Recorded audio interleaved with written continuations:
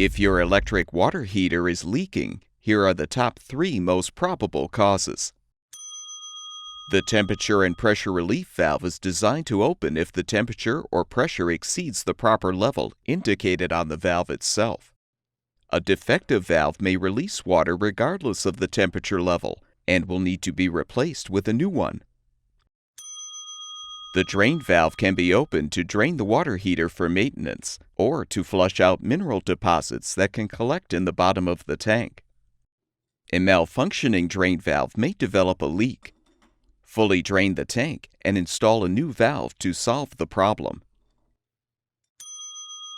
Even though tanks are coated to prevent corrosion, over time the tank may rust and develop a leak.